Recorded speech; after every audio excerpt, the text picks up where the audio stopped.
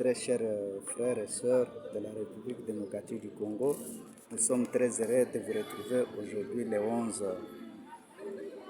février 2026, une année de changement, une année de victoire pour la République démocratique du Congo.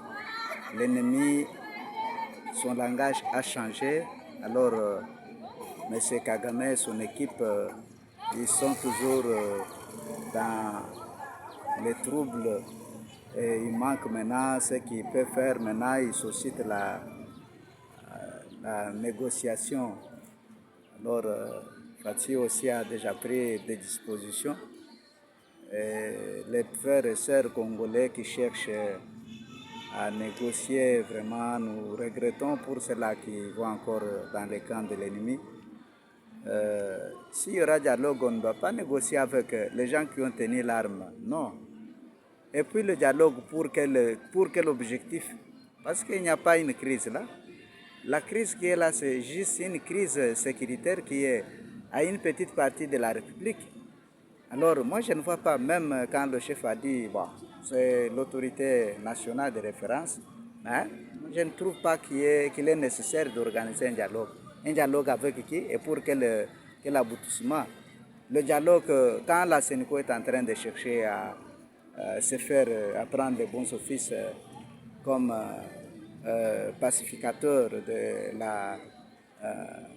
des négociations. Il y a eu une négociation la fois passée. Est-ce que ces résultats étaient respectés? Cela a été fait selon la vision de M. l'ex-président Kabila.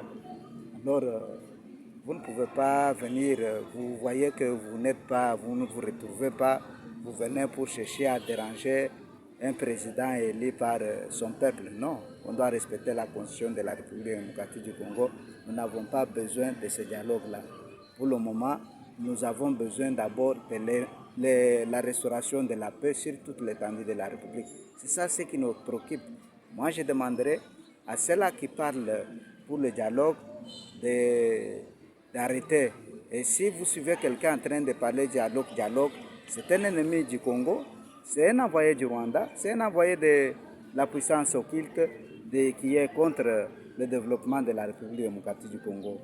Nous prions seulement les frères et sœurs congolais de la République démocratique du Congo de prier beaucoup pour notre pays et la restauration totale et la récupération de toutes les parties de la République démocratique du Congo qui ont été saisies par l'ennemi. Encore une fois, que Dieu vous bénisse beaucoup, qu'il bénisse le président de la République et son peuple qui est le Congo. Merci.